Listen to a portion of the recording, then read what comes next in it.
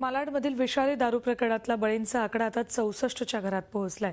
गेल्या बुधवारी रात्री मालाड मालवणी भागातल्या लक्ष्मीनगर झोपडपट्टीत हातभट्टीची दारू प्यायल्यानं 64 जणांचा मृत्यू झाला। हातभट्टीची जीवघेणी दारू सर्रासपणे कशी विकली जाते हेच या प्रकारानं उघड झालंय। या प्रकरणी आतापर्यंत 8 पोलिसांना निलंबित करण्यात आलंय।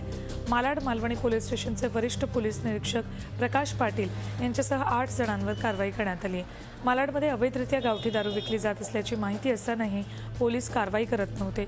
उलट याच दारू गुत्तेवाल्यांकडून हप्ते गोळा करत होते अशी माहिती स्थानिकांनी दिली आहे। याबाबत स्थानिकांशी बातचीत केली आहे आमचे प्रतिनिधी कृष्णात पाटील यांनी।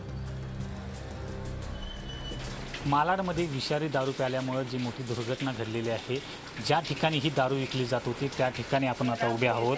हे राजू लंगडा नावाच्या व्यक्तीचं घर आहे, जे मालाड वेस्टमधल्या खारोडी गाव इथं गावदेवी मंदिराजवळ तो राहतो। झोपडपट्टी एरिया आहे संपूर्णतः। या झोपडपट्टी एरियामध्ये तो राजू लंगडा नावाचा जो व्यक्ती आहे तो या ठिकाणी विकत होता।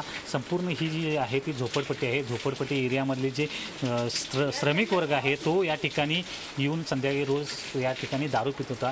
आपल्यासोबत जो यातल्या स्थानिक व्यक्ती आहेत जे या ठिकाणी राहत आहेत, परंतु पोलिसांनी कुठलीही कारवाई या ठिकाणी केली नाही। पोलिसांना माहिती होतं परंतु पोलिसांनी कारवाई केली नाही असं स्थानिकांचं मत आहे। काय सांगाल या घटनेविषयी? एकदम फार दुःखदायक घटना आहे। आता ही जी घटना घडली ह्या घटनेसाठी सगळ्यांना माहिती आहे की इथे अनलिगल दारू विकली गेली जाते आणि ह्याच्या आजूबाजू परिसरामध्ये पण असे अनलिगल जे दारू विक्रेते आहेत ते फार एकदम परिणामात चालते। इकडे चरस गांजा वगैरे खूप स्थानिक लोकांना खूप त्रास आहे। माझी सक्का भाऊ म्हणजे अशी झालेलं 3 वाजता झाला होता। हॉस्पिटलमध्ये घेऊन गेले ते, कोणची हॉस्पिटल नाही माहिती मला, नाव याच्यामध्ये आहे। त्याच्यामध्ये 4 वाजता त्याचे जीव गेला माझ्या हातावर।